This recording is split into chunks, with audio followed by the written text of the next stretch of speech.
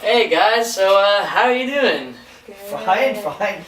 It's looking pretty windy and stormy out there, isn't it? Yeah, no, it's it'll be fun if we can get out there, but we'll see how we do. So one thing that might occur if we get out on the water today with all these high winds is something called capsizing. Now, does anyone have any idea what capsizing is? Yeah? When the boat flips. Yeah, exactly. So, okay, so I'm just going to quickly go through what capsizing is and when it occurs. So, yeah, you're completely right. So, usually your boat is like this. Here's the water. And so, capsizing is, here's a side view, is when your mast is parallel to the water and your dagger board is up also parallel to the water as so, right? And so another more extreme version of capsizing is called turtling.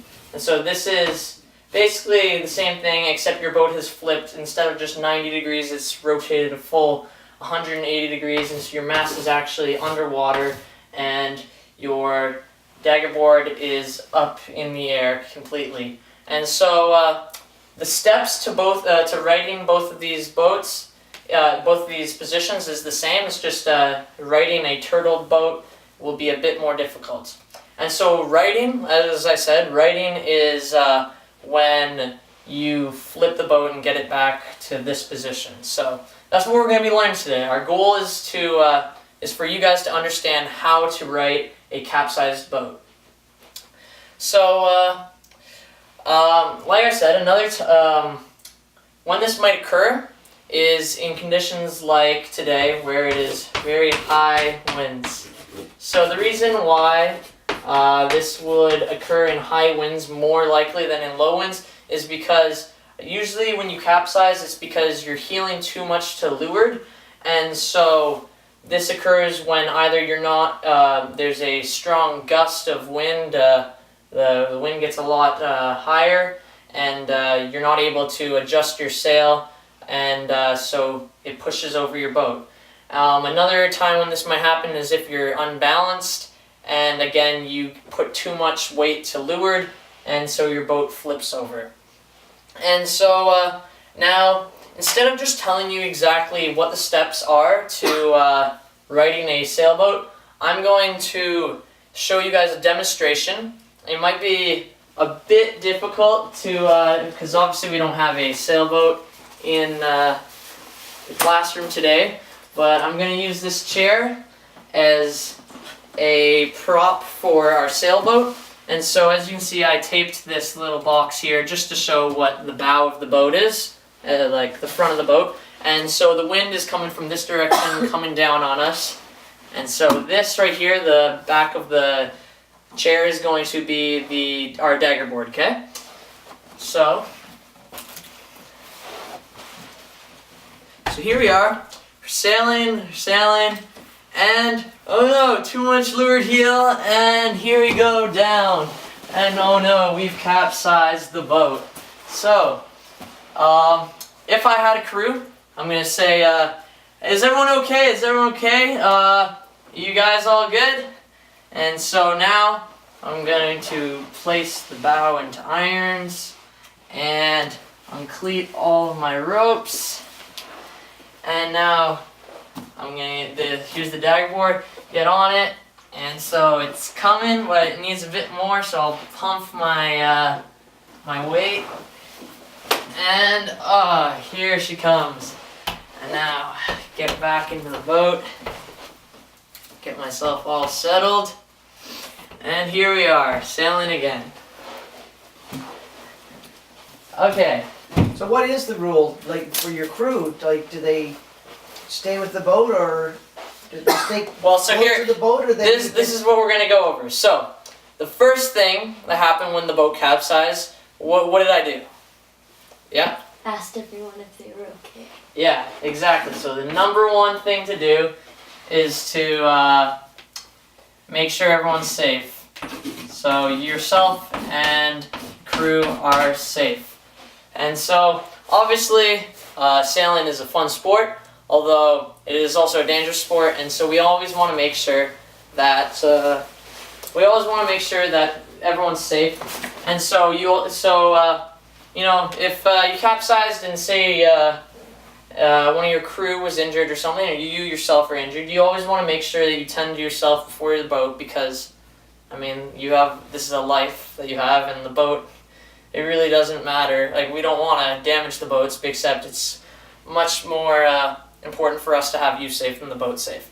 So yeah, exactly. We're going to call out and make sure we know, if we have a crew, we're going to make sure we know where they are and make sure they're safe. So the second thing, anyone have any ideas? Yeah? Unclip yourself, like on the rope thing. Yeah. Well, that's not exactly what I did first, although the two steps that I did kind of, they go, it's kind of like, they're interchangeable. It's not extremely important you do one before the other, but do you remember the one I did it right after that, or right before that? It had to do with the direction my boat was facing. Oh, you put the sails in iron, so you... Yeah, I moved the bow of the boat into irons, facing the wind, so that when the boat came up, it wouldn't. There would be no force of wind pushing the boat over again. And so that goes with the unclipping the sails also, unclipping the sheets also, because you don't want any force blowing the boat back over once you've righted the boat. So yeah, so sheets and unclipping sheets and direction of boat is what you're looking for next. So then, what was next? And this is like the key thing to righting the boat. Yep. Pushed on the dagger board. Yeah. So I got on the dagger board, and what was something I said? If it's kind of being stubborn and the boat's not going up, what's something you can do?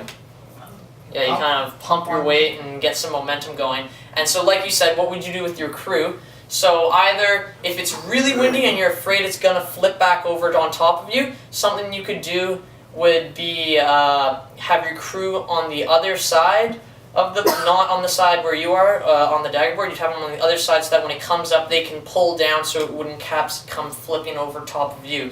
But if, say, it's just light winds, and you're still having trouble getting it up, you can also have your crew pull on your life jacket and kind of just be extra weight. So, so get on the dagger board and pump.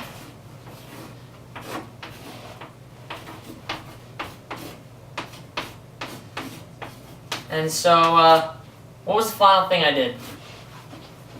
It's kind of just before I got in, just before I started sailing again. Clipped yourself back in. Well, you don't clip yourself into the sailboat, but I got back into the sailboat, and if I had a crew, I'd help my crew in, and you make sure that all the sails are luffing, you don't want to be moving yet, and so I got on my sheets and my tiller, and then I started sailing again, right? So that's the final step, is getting the boat and getting ready.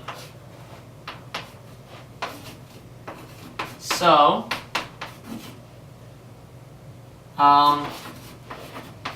so now what I want to do is, I have a little problem for you guys. It's kind of similar to what we've went over, but I just want to make sure that you guys can fully understand some of the key parts, especially in high winds. So like I said, it's pretty rainy outside, right? High winds. We'll see if the rain clears up. We'll see if we can go out. But I want to make sure that you guys know what to do if we're in really high winds. So here's a scenario where it's really high winds. You two are sailing together, and we'll say you're the skipper and you're the crew, okay? So you're sailing, and so your boat capsizes, and you're on a beam reach, so you're perpendicular to where irons is. So let's.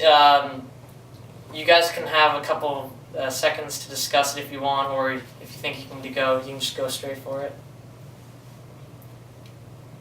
Well, Alright, so I let's think say, we- what would I- you do as skipper? Because you're the skipper, so. well, if it was really high winds, I wouldn't want to lose sight of the other person. So I would most likely try to keep them with me, and we would both go to the front of the boat and swing it around until it was in irons.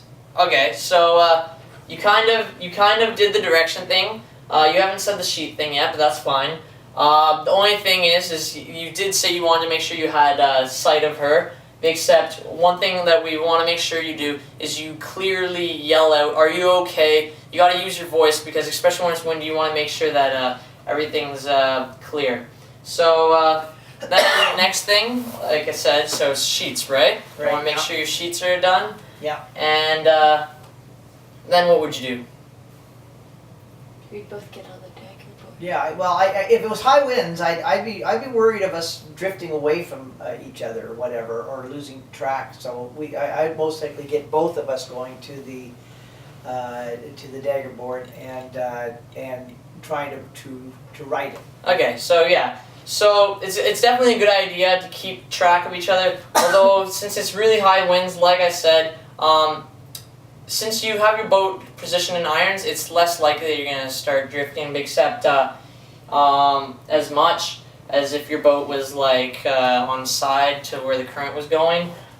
Except something you might need to do, and so yeah, obviously you wouldn't want to try it right away. Except if your boat kept flipping over on top of you when you righted it, something you could do is have your crew get on the other side and just hold it, just so that if it starts pulling over, they can pull back down on it.